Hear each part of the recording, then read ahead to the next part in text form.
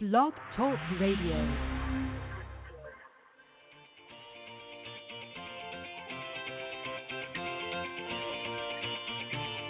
Good morning, everyone. Welcome to the Women of Golf Show. I'm Ted Odorico, and joining me is LPGA professional Cindy Miller, and we are your hosts. We're broadcasting live every Tuesday morning from 9 to 10 a.m. Eastern here on the blogtalkradio.com network, bringing you some of the best golfers, teacher professionals, and entrepreneurs helping to elevate women's golf. We're so glad you decided to join us this morning, so grab your coffee and let's get started.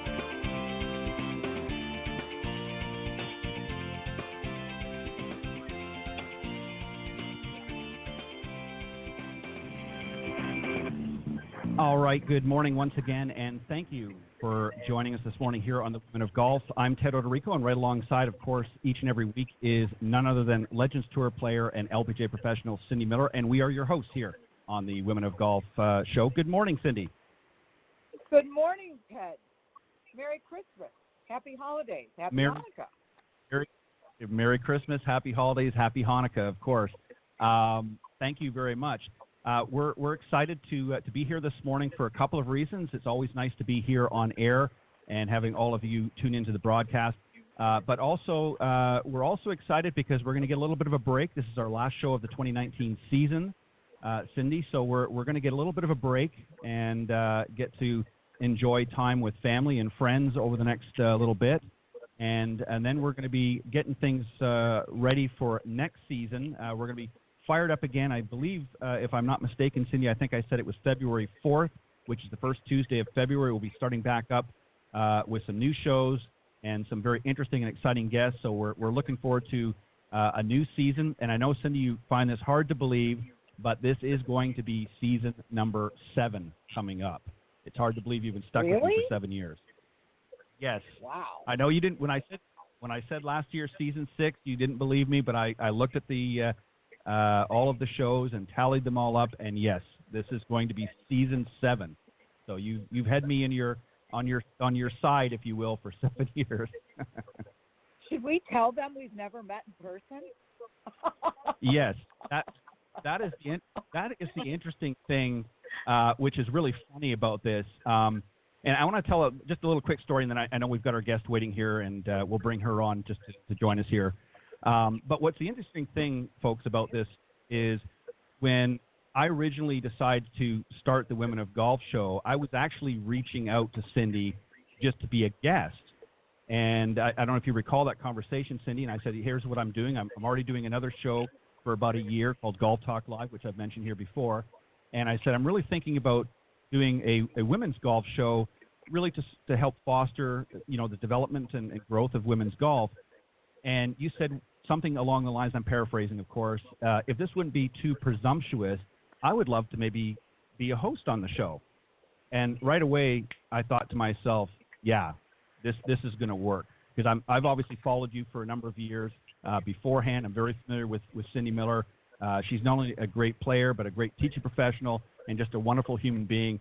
So I jumped at the chance. But as Cindy pointed out a few moments ago, you're exactly right. We've actually never met.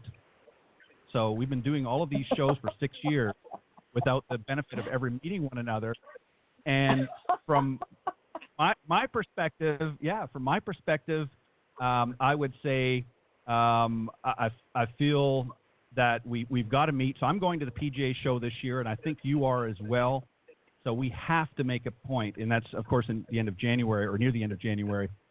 We have to make a point of actually officially meeting because I'm thinking, I just got to say this. I'm thinking, I could walk right by you at the show and not even know it's you. Boy. All right, yeah, we will meet. Bring on our beautiful guest. This girl's a rock star.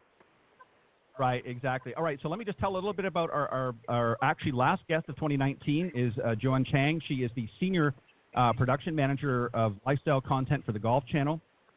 She's a Communication Studies major and Biology minor. She also co-chairs the Women's Network at the Golf Channel, group within the NBC Universal Diversity and Inclusion team that organizes opportunities to give back to their communities. Throughout her career, she has traveled to such wonderful places like Greece, Italy, China, and England to cover 5 Olympic Games for NBC, for which she has received 7 sports Emmys. She advises current students to never stop networking and talking to people because it's helpful to learn how people get where they are. So let's welcome our very special guest this morning, Cindy Joanne Chiang. Good morning. Good morning. Thank you so much. First of all, I think in January you're going to have to do something more than just meet. I think it's a happy hour or some sort of celebratory hour to acknowledge 6-7 years of amazing work that you guys do. Well, thanks. I think you're right. I agree. I agree. We'll have to do something very special, of course. But Joanne, as we mentioned, welcome to the show, and it's an honor and pleasure to have you here. Cindy, why don't you start us off this morning? So we've had the pleasure of meeting. Our daughter used to work for your husband, but I want you to tell us exactly what you do at the Golf Channel because it's really pretty cool. Sure. I'm a senior production manager, and I work with our very talented instruction team. And the producers on this team are responsible for creating content and programming that teach golfers around the world how to play golf. So it's for an average viewer, you're probably seeing the same tips left and right, backwards and forwards, but somehow our team is able to tell the same thing, the same tips over and over again, but in new ways and innovative ways and new tricks, and it gets people engaged. And, we have a very talented team. We travel across the country. I work with the team to help coordinate the cruise. We book all the logistics, hotels, travel arrangements, work with the golf courses, make any on-site arrangements so that our production team can execute. We work with the talent. So there's a lot of angles to it, but essentially it's all the logistics that go into production. And so I had the pleasure to work with Cindy several years ago when we did a round of tips with a lot of the LPGA women. And so we met and connected there. And, for a small team that we have, we produce a lot of content. And with the media landscape changing, a lot of the content is used for different purposes. So it gets people thinking differently nowadays, as I'm sure you could imagine. But I also work with our golf advisor team, our golf pass team, and as chair of Women's Network, I had the ability to kind of bridge across different departments and not only meet other women, but also other men in other areas that affect what we do day to day. So I encourage new people that I meet that just to stay engaged and be involved. And one of the series I want to create for next year is called Beyond the Title, which kind of goes along with, you guys introduced me as a senior production manager, but what does that mean? What is the day-to-day? So in 2020, I really would like to engage senior leaders in our organization to come chat, just have informal conversation. Okay, I know your title is Director of Marketing and Analytics. I'm making that up. But what does that mean? What does that mean for you day to day? What does it mean to how does it affect the business? What can I do to make your job easier or vice versa? So I really want to go beyond that job title because there's so much that's changing, and I get so frustrated when I hear people say things like, well, isn't that their job, or I don't understand what they do. It's just a simple conversation. Very What's good. funny too is I think we all need to relate and understand and take the masks off sometimes and just say, as we were discussing before we went live today, how hard it is to be a mom and a woman who has, is a leader and has a great job, and how hard it is to balance and shuffle and spin all the plates and keep them all moving. And I think the more we relate to each other, the more empathy we have, and then we can all learn to get along better and communicate better. Because I do a lot of team building. I'm a certified behavior and motivation analyst, and I had a team last week from a bank here in Buffalo, and I think I know that the response from the event was to their senior leader, I can't believe how open and honest and transparent she was. And I thought, well, that's the way it needs to be, so you understand this is where I'm coming from, and it's okay for you to have issues and not be perfect. Don't you think? I definitely agree. I think that's how you allow yourself to bring your authentic self to work. When you are being honest and open about who you are, what challenges you face, then it brings this genuine touch to everything that you do. And then you connect on a different level. And when you connect on a different level, you understand each other better, maybe have a little more patience, a little more understanding. But empathy and emotional intelligence, I think, is really important for the business world. Absolutely. Ted, go ahead. We'll let you talk a little bit today. Thank you. Yeah, I'm not very good. I'm not very good at spinning plates, so if you hear some breaking in the background, that's probably what it's from. Once again, Joanne, thank you very much for joining Cindy and I this morning. I want to ask you. I'm going to jump ahead to a question, and then I'm going to come back because I'd like to talk a little bit more about the Women's Network. But first and foremost, do you yourself play golf? I do not play golf regularly, but my husband, who also works at golf, we want to inspire our children to play. So we do take them out to the range occasionally, probably not often enough, but we hit balls. And I actually think that because I work with the instruction team, that I've inherently learned tips here and there. And so when I get out there, according to my husband, I have a pretty good drive and a pretty good swing. But honestly, when it hits and I get that sound, it's so, it feels so good. I don't know how else to explain it. And every time I'm like, I need to get out more. But in Florida, it's just so hot. So certainly this time of year would be the time to do it. Exactly. I did take lessons. Well, the reason why I did take lessons when I was maybe 2 months postpartum. After my second kid. And I thought, I could do this. If I can do this 6 weeks after having a baby, I can do this anytime. Exactly. Well but done. I know I Cindy's couldn't done agree. it while pregnant too.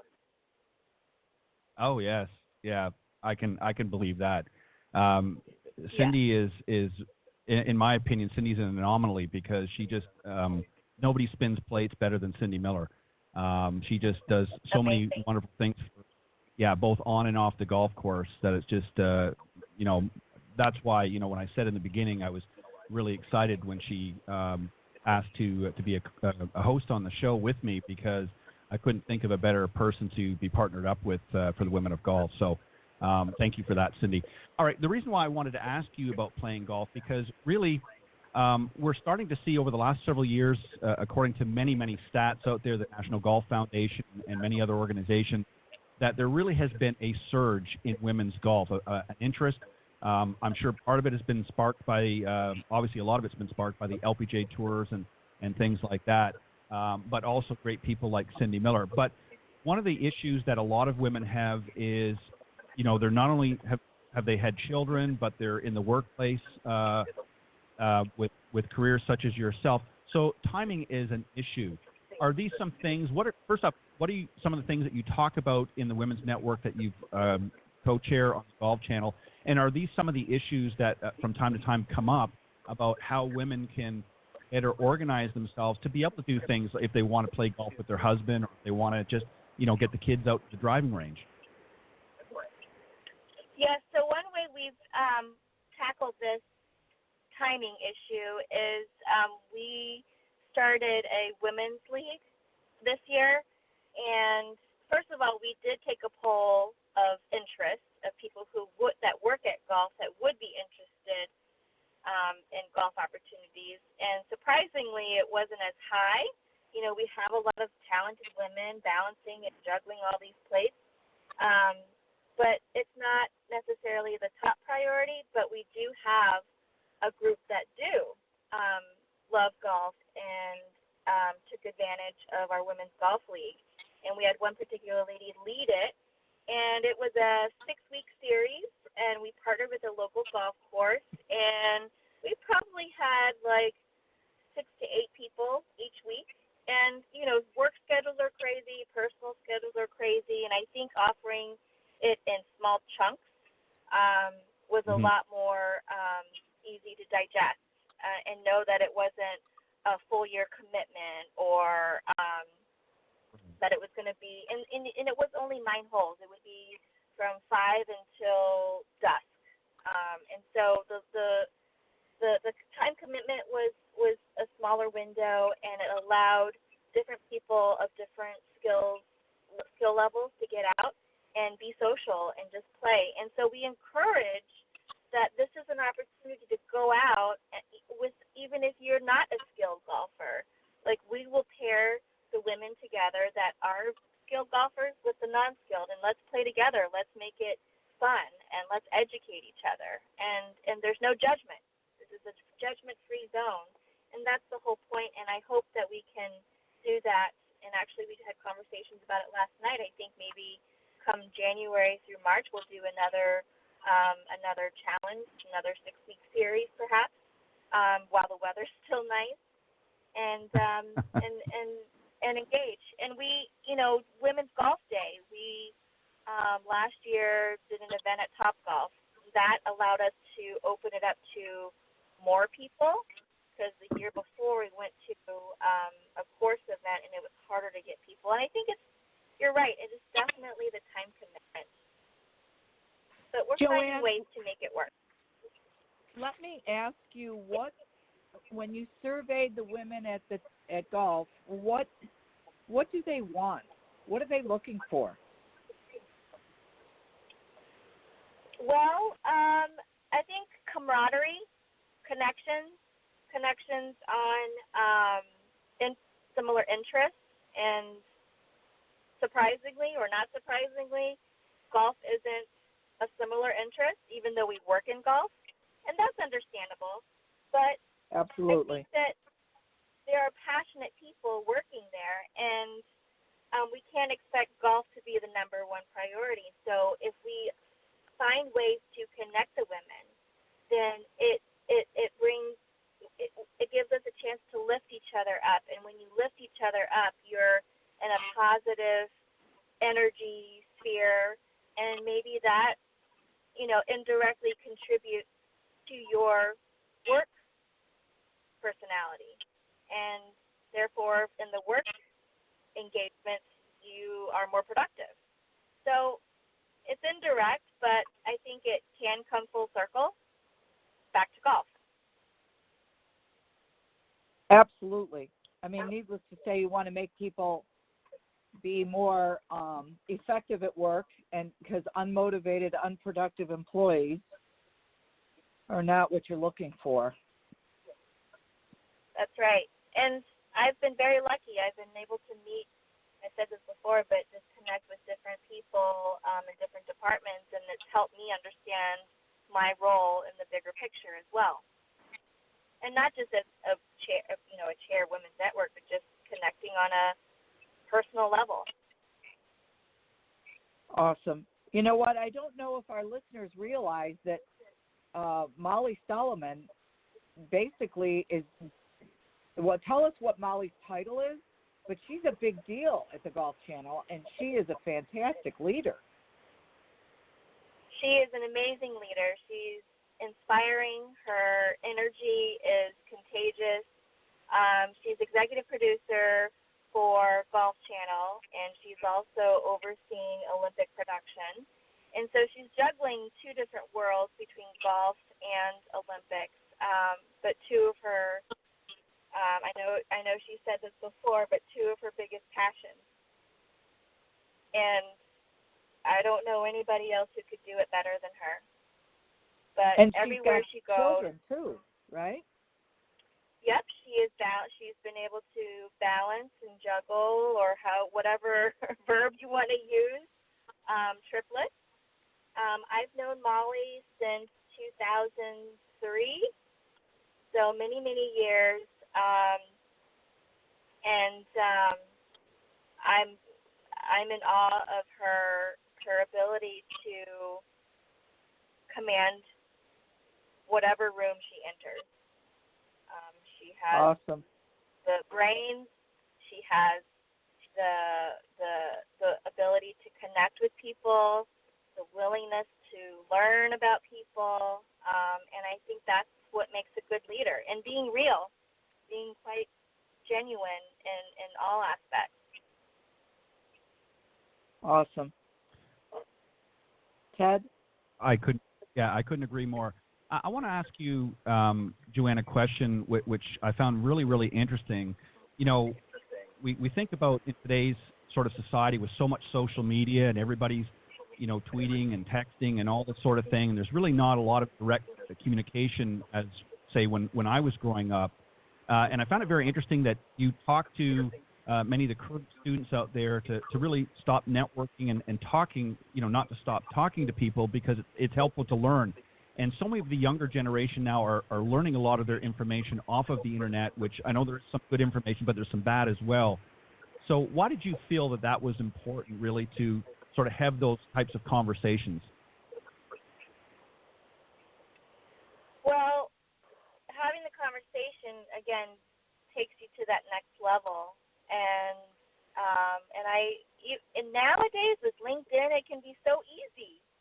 And I do it myself because I'm brainstorming, programming speakers for Women's Network, and you know, we want to do a Women in Tech series. So I look at, you can do searches in Orlando, and I've reached out to people that I've never met but have common interests. And so these days, you have everything you ever need is in your fingertips, at your fingertips.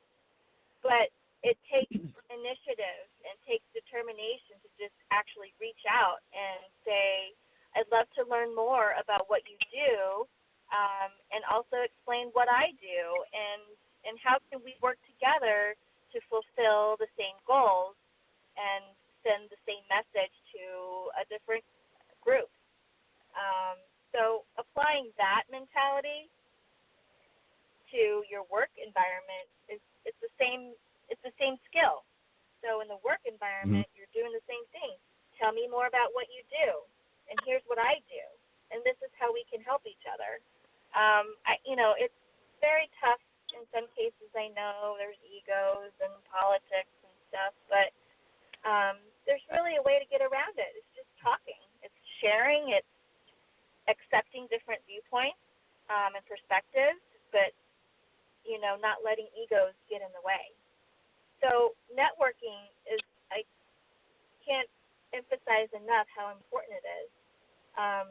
Working with Kelly and talking about Cindy got me here, or meeting Cindy several years ago and knowing that Cindy, right, you do some leadership and training, and I reached out to Kelly and said, we'd love to have your mom speak to Women's Network. So these are, if you don't talk, you're not networking, you don't know what's out there, you don't know what resources are at your fingertips. So I connect with my alma mater, Southwestern. Oftentimes current students reach out with questions, or alumni reach out. And one side story, which was really made an impact for me, is as an alumni of a small university, when I got accepted for an interview with the PAGE program back in 2001. I reached out to my school. Student body is 1,200, so it's a small community. I said, I'm going to New York. I don't know anybody.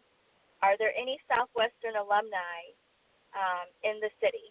And they connected me with someone. This woman met me and gave me keys to her apartment, let me stay at her apartment so that I could have my interview in New York City, and we've stayed connected. But that is an example of reaching out to somebody because you have a common ground, and then that opening up opportunities. And so that that mindset has always stuck with me. It's like, well, you never know if you never just ask or connect. Wow, that's awesome. Yeah, that's a fantastic story, and you're right. It goes to show, as you said, you have to be willing to step out, and I think it's important that we share our knowledge. One of the things, very quickly, and then we'll continue on. I've mentioned on the show, Cindy, and you can attest to this. I've mentioned you many times, Cindy, on the show about how, not just so impressed I am of all the things that you do, but the intensity of which you share your knowledge, not just about the golf game in general, but about every aspect, business and so forth. And, Cindy, you're a very giving person, and I know you enjoy a lot of things that you do, and I think that you have to be passionate about that. But you're right.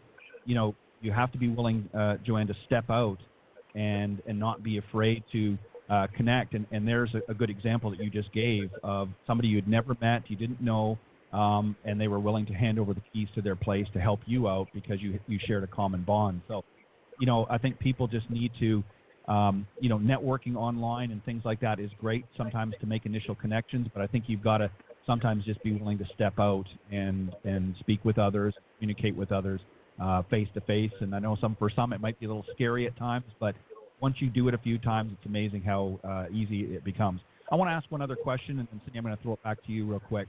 We've talked about obviously golf has become a very diverse game. Great players like, of course, Tiger Woods, who came through many, many years ago, who's really opened up doors for a lot of people that maybe thought golf was not for them. What would you like to see happen in the golf industry at this point to make it even more inclusive and more diverse of a game? Well, my husband and I have talked about this, and, one thing is just making it accessible. And, there's so many sporting events across the country where people gather. There's always some sort of pregame. And one idea that we kind of like tossing around is just having a mobile golf bus. Go around the city, go around to these places and have a simulator set up, and that's mobile. I don't know if that's possible, but making it accessible and letting people hit the ball or putt or it's just bringing it to the people, because it's hard enough to get people to the golf course. So if there's like Orlando City soccer happening down the street, let's bring the golf mobile down there and engage with a whole new audience that normally wouldn't think of golf. But it's sports, and you've got sports-minded people there with children and food. It's even if it's just an introductory, maybe there's guest appearances by top players or instructors, maybe raffles, or everybody likes free swag. Right. But I think it targets just a different audience. Yeah, I think that's a great idea. A lot of other sports, as you said, they have pre-game events going on, and I think it's a great way to introduce. When you go to a golf tournament, as an example, a lot of times, you'll go to the practice tee or the range, and you'll watch the pros warm up, and it's very interesting to see and marvel at just how phenomenal these people are. But there's really not a lot of participatory things going on. So it would be nice not only at the events to have something like that leading up to the tournament to let people engage and try things and do things and be more interactive, but also at other sporting events too as well. I think that would be a great idea, and I think if you pull it off, Joanne, Cindy and I will come and do a live broadcast at the very first event that you go to and help plug it a little bit. We would love to do that. Great. But, yeah, we that'd would. be great. What do you say to that, Cindy? We got to first find. I'm in.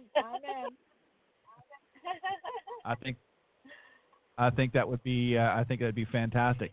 All right, Cindy, go ahead. You mentioned something earlier about the way that media is being delivered. What did you mean by that? Because I think, and explain what Golf Pass is. As a Golf Channel Academy instructor, everything seems to be changing, and it's all going towards membership sites.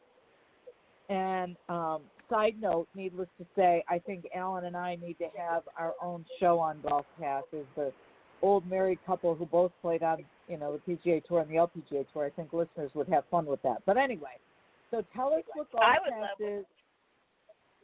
Yeah, tell us what Golf Pass is and why our listeners should buy a membership to Golf Pass.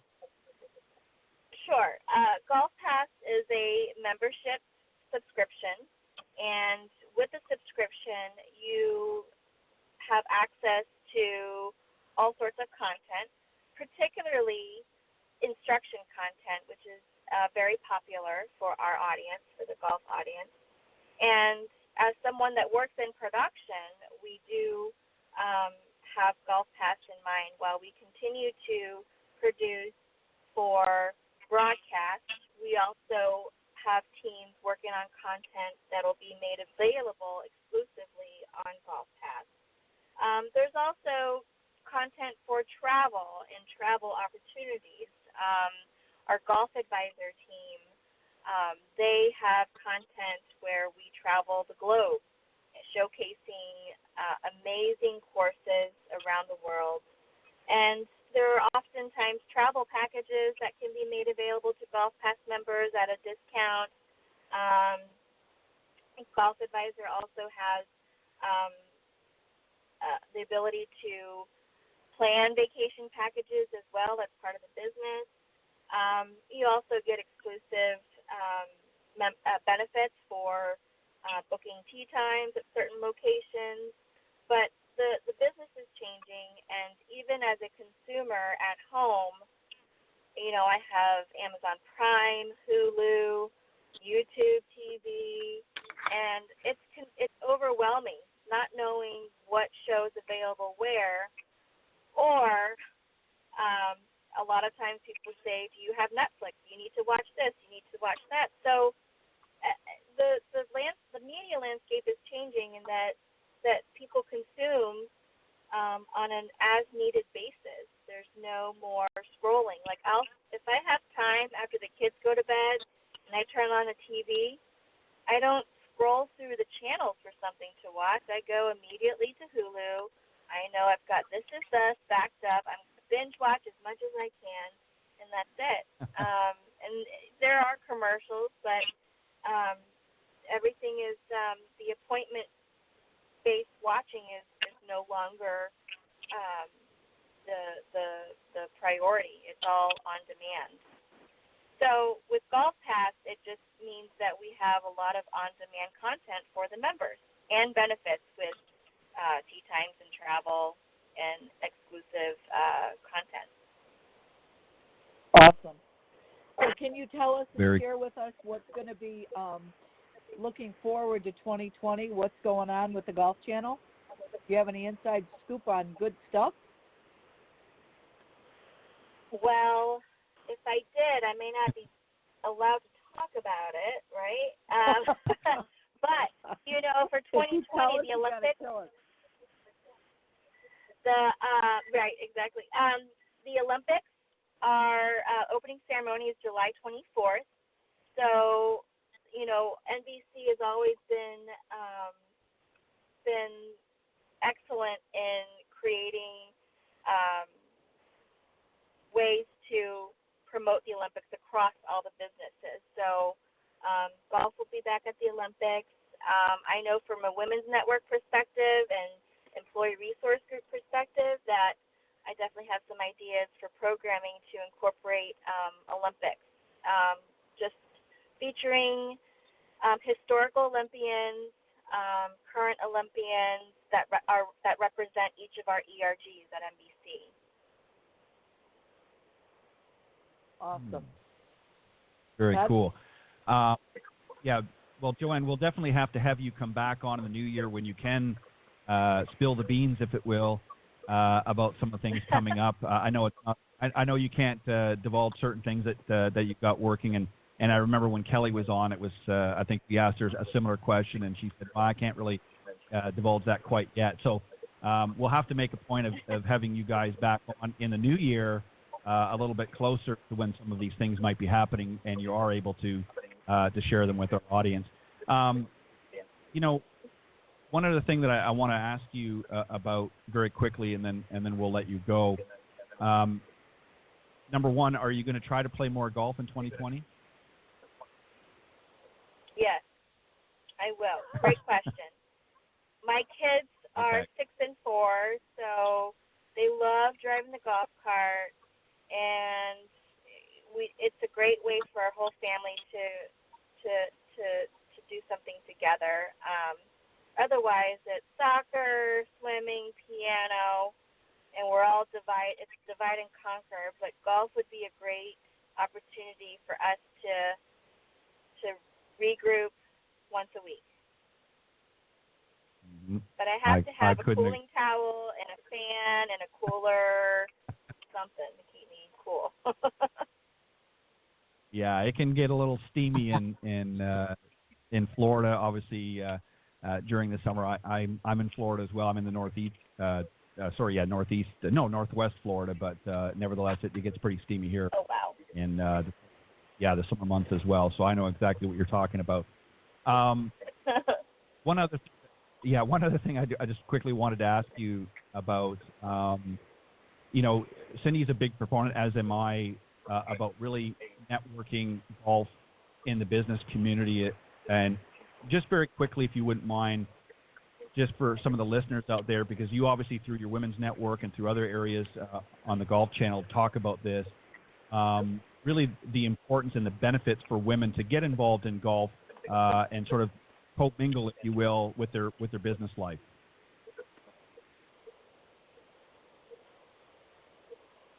Well, it definitely is important for women to get out there. Again, not only for the networking standpoint, but just for wellness standpoint. Being out in nature, being out and getting fresh air, all aspects of golf, I truly believe is important.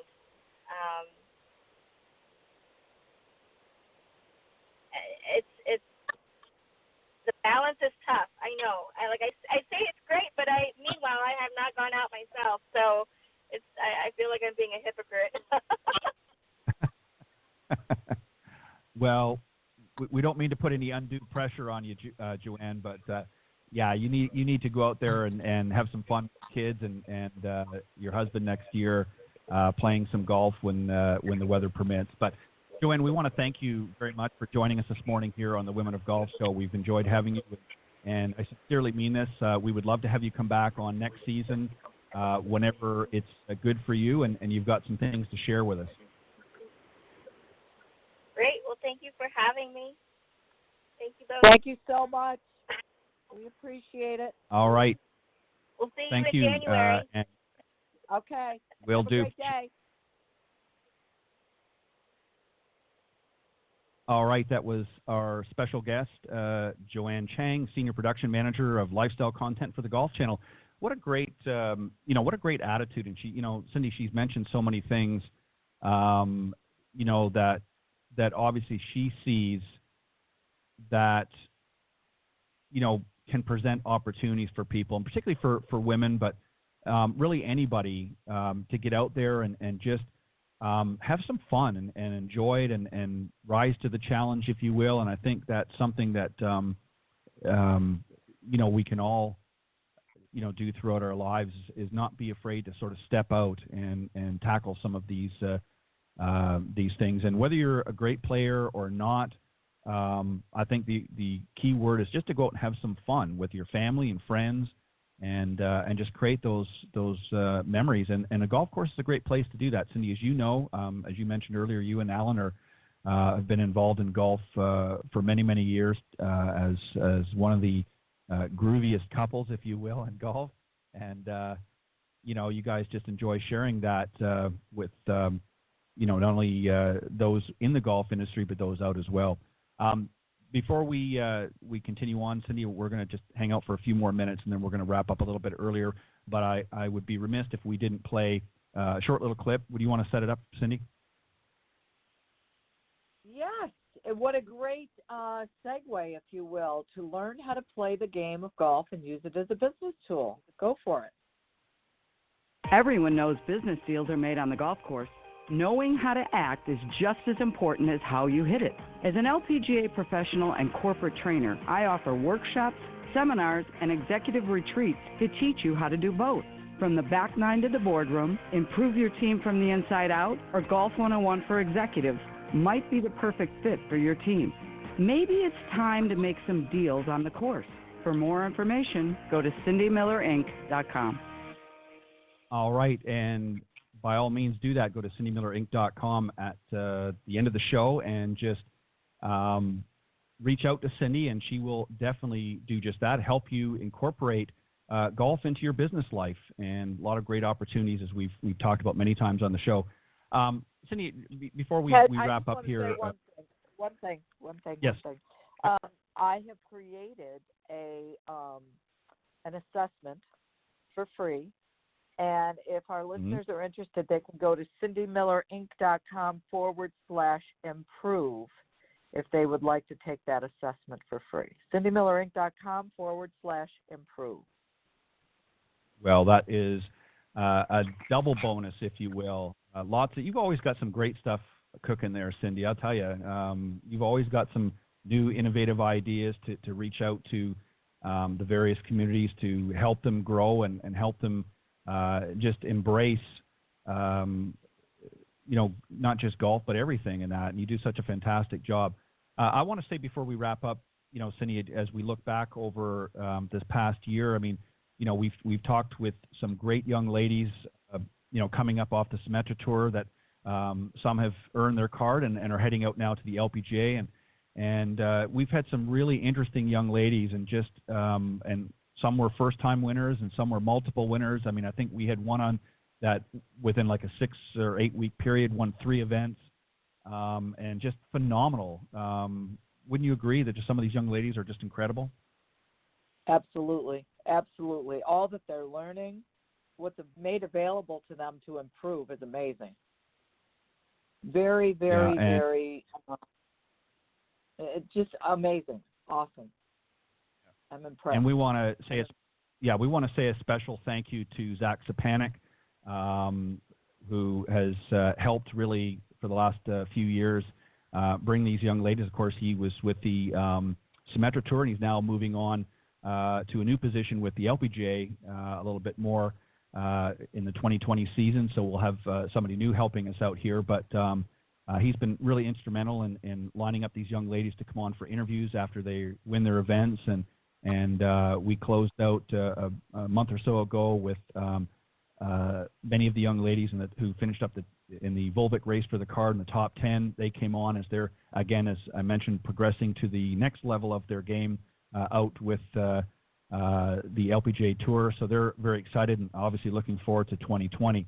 And, we've had so many other great guests over the years that just do a phenomenal job, and we're really looking forward to. And, each year we want to try to push that envelope a little bit more and try to be a little bit more creative and coming up with some new ways. So we're going to do that for next year in 2020, which will be, as I mentioned, I know it's hard to believe, season 7.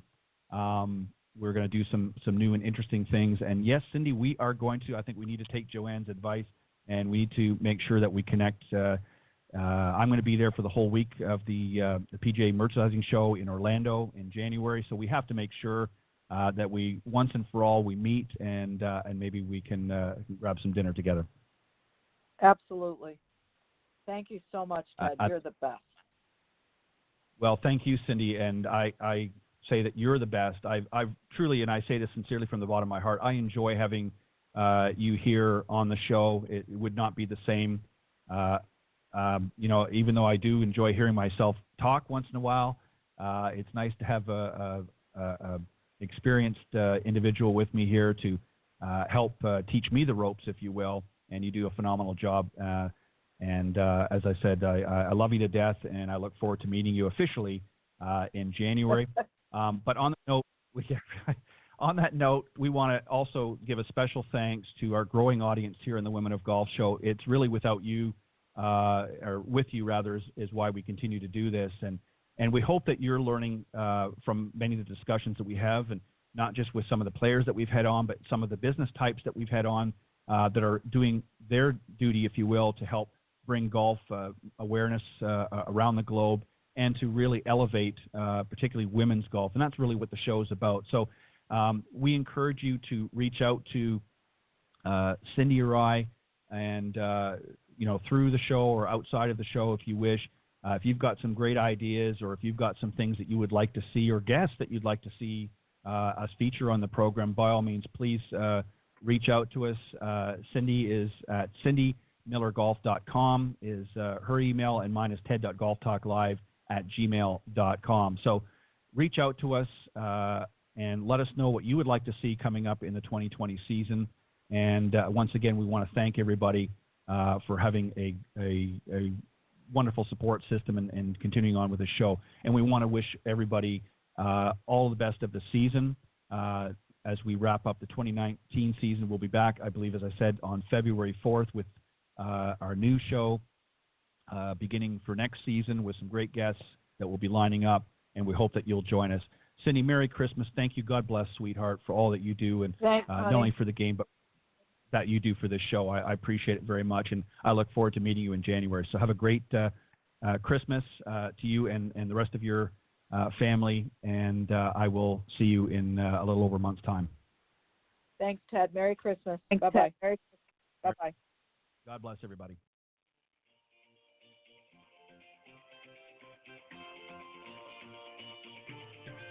Thanks for listening this morning to the Women of Golf Show. Tune in live each week by visiting blogtalkradio.com/Women of Golf, or on any of these social media platforms: iTunes, Stitcher, TuneIn, CastBox, TalkStream Live, and of course Spotify. If you can't join us live, check out our on-demand section for previously aired broadcasts. To get updates for future shows and upcoming guests, you can follow us on Facebook at Women of Golf. You can also follow me on Twitter at TedandBuckCEO and Cindy at Cindy Miller Golf. Please remember to join us next week on the Women of Golf Show. See you next time. This has been a production of the iGolf Sports Network.